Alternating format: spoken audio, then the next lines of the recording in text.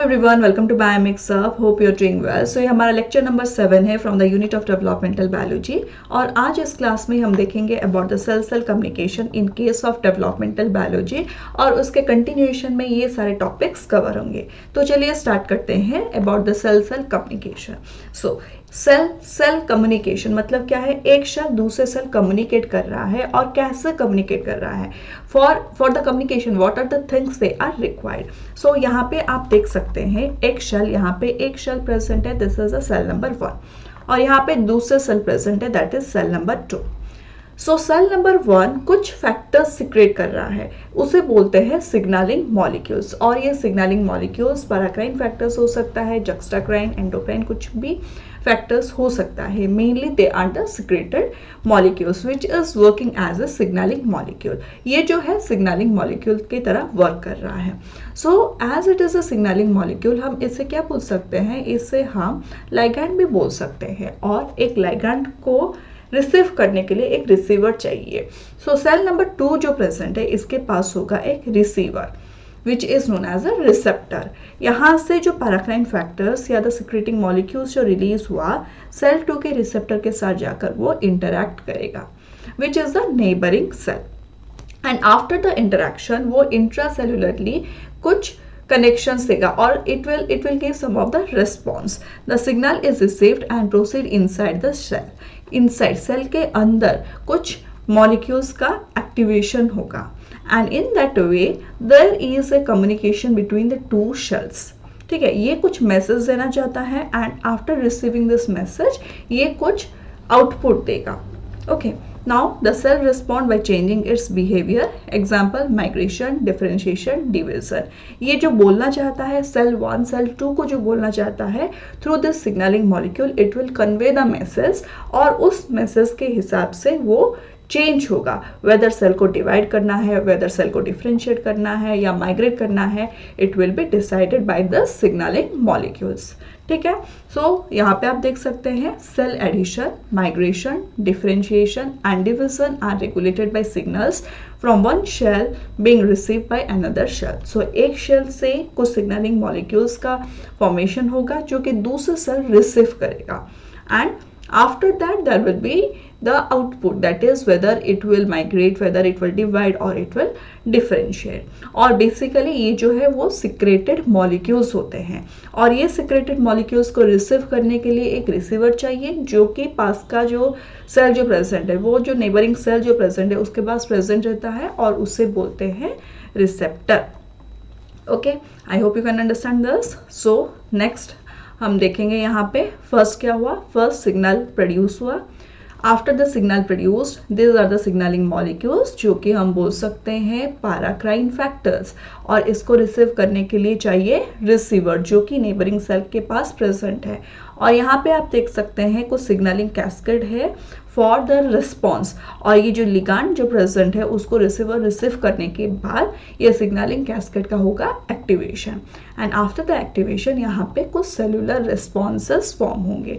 Like यहाँ पे आप देख सकते हैं जीन का एक्सप्रेशन का चेंज हो सकता है, अल्टर्ड एंजाइम एक्टिविटी, एंजाइम का जो भी एक्टिविटी था वो अगर ऑन था वो ऑफ हो सकता है, या अगर वो ऑफ था वो ऑन हो सकता है, and rearrangement of the cytoskeleton, cytoskeleton का भी रीअरेंजमेंट हो सकता है। इस तरह सेल सेल कम्युनिकेशन वर्क कर रहा है। So what is the outcome? यहाँ पे सेल का स्टेट चेंज हो सकता है, सेल का बिहेवियर चेंज हो सकता है, एज वेल एज सेल का शेप भी चेंज हो सकता है।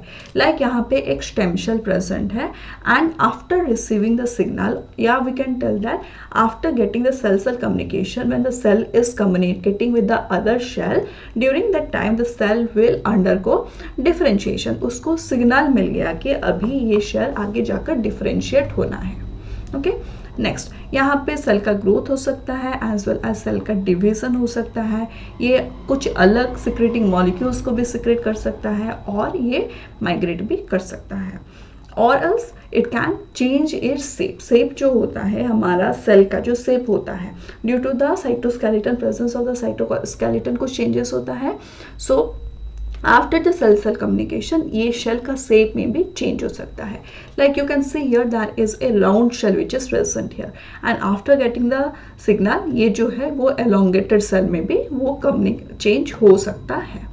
Okay, so here in summary what we can tell that cell communication is being involved due to some of the signals. These signals can be the paracrine factors, and after getting the signal the other cell which is present it will receive it to the receptor, and intracellularly it will give the signal to change in some of the state, behavior or shape. Okay, now the next thing यहाँ पे हम देखेंगे कि cell cell communication development में कैसे चाहिए. Okay, तो चलिए देखते हैं कैसे डेवलपमेंटल बायोलॉजी में सेल सिग्नलिंग का और we can tell the cell communication का कैसे यूज होता है. सो फर्स्ट क्या आ गया, like first of all we will see by taking the help of the slide. So एक शेल प्रेजेंट है, suppose one cell is present, एक शेल प्रेजेंट है और एक शेल जो प्रेजेंट है this suppose this is a cell A, और ये सेल ए से कुछ सिग्नलिंग मॉलिक्यूल्स का रिलीज हुआ जो कि सिक्रेटेड मॉलिक्यूल्स हो सकते हैं. ओके, सो ये जो सिक्रेटेड मॉलिक्यूल्स जो प्रेजेंट है it can B paracrine factors हो सकते हैं जो कि ये एनवायरनमेंट में प्रेजेंट है. सो यहाँ पे कुछ दूसरे सेल्स भी प्रेजेंट होंगे जो कि इसके पास होंगे. ओके, सो ये है सेल बी. इस मॉलिक्यूल्स को रिसीव करने के लिए सेल बी के पास होगा receptor. Now this receptor will come and bind here and ये कुछ प्रोसेस को होने का सिग्नल देगा. लाइक सेल का जो हमारा जो डेवलपमेंटल बायोलॉजी में क्या चाहिए, डेवलपमेंटल बायोलॉजी में फर्स्ट ऑफ ऑल क्या चाहिए, ग्रोथ चाहिए, डिफरेंशिएशन चाहिए, मॉर्फोलॉजिकल चेंजेस चाहिए. सो इस सब को करने के लिए इस cell B after receiving the signal from the cell A it will give the instruction that now the cell has to grow or whether the cell has to differentiate या कुछ morphogenetic changes में ये involve होगा. इसी तरह cell communication is required for the development of the organism. So यहाँ पे भी आप देख सकते हैं कि कुछ communications होते हैं and that communication can be protein interactions also, which have evolved to elicit an array of cellular responses from changes in gene transcription and glucose metabolism to cell division and cell death. ये gene का transcription का activation या deactivation भी कर सकता है as well as glucose metabolism भी कर सकता है until the cell division as well as cell death. Okay, so ये इंटरैक्शंस जो यूज हो रहा है it is the communication between the two cell. इसके वजह से क्या होगा, it will be anchored to और सिक्रेटेड थ्रू द मेम्ब्रेन. और ये जो प्रेजेंट होता है लाइक ये सिर्फ पैराक्राइन फैक्टर्स नहीं हो सकता है, ये जक्स्ट्राक्राइन फैक्टर भी हो सकता है. लाइक पैराक्राइन फैक्टर में क्या है, ये सिग्नलिंग मॉलिक्यूल्स जो है वो रिलीज हो गया एंड आफ्टर दैट द दूसरा सेल जो प्रेजेंट है the cell number B it will respond to the receptor.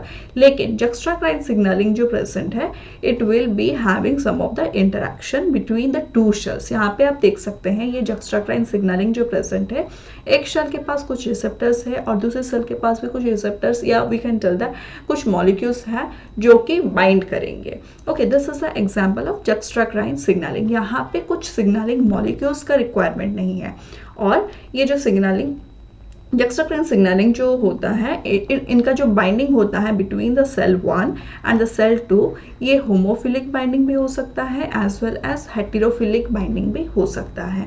अगर सेम टाइप ऑफ मॉलिक्यूल्स के बीच इंटरेक्शन हो रहा है फॉर कम्युनिकेटिंग और for the attachment of the two cell, अगर सेम टाइप ऑफ मॉलिक्यूल्स का इन्वॉल्वमेंट है तो उसे बोलते हैं होमोफिलिक बाइंडिंग. आप देख सकते हैं ये सेल 1 में जो मॉलिक्यूल है या सेल 2 में भी वो मॉलिक्यूल है that is the cell adhesion molecules.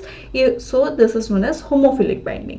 सो यहाँ पे आप देख सकते हैं सेल 1 में ये येलो कलर का मॉलिक्यूल है और ये सेल 2 पे है ब्लू कलर का। सो इस तरह बाइंडिंग को बोलते हैं हेटेरोफिलिक बाइंडिंग, जो कि इन्वॉल्व होता है जुक्सटाक्राइन सिग्नलिंग में। और ये पैराक्राइन सिग्नलिंग में you can see here this they release the secreted molecules. Secreted molecules release करे एक सेल और दूसरा सेल जो प्रेजेंट है वो रिसीव करेगा ये सिक्रेटेड मॉलिक्यूल्स को, and after that it will give some of the signal और रिस्पॉन्स क्रिएट होगा। और ये जो है it can be the proteins और द लिगैंड्स। ओके, सो यहाँ पे आप देख सकते हैं कैसे सिग्नल का प्रोडक्शन हुआ। दूसरे सेल आकर उसको रिसीव किए through the receptor. After that, the signal reception is taking place, receptor ligand binding is taking place, and after that the signal cascade is going and activating the downstream signaling pathways. यहाँ पे downstream signaling pathways का activation हुआ। After the activation, it will give the response. अभी ये cell को क्या response देना चाहिए after taking the signals, what are the responses it will give? This changes or the cellular responses, it can be change in gene expression, alternation of the enzyme activity, or the rearrangement of the cytoskeleton. ये after getting the signal, it can be involved in activation of some of the growth regulator proteins, or as well as अगर वो cytoskeleton related proteins को activate करेगा, cell के shape में change हो सकता है। In overall, the behavior of the cell will be changed after the interaction with the paracrine factors or the juxtacrine factors. This is how the cell to cell communication is taking place for the developmental biology. Thank you everyone for watching the video. In the next video, we will target some of the topics.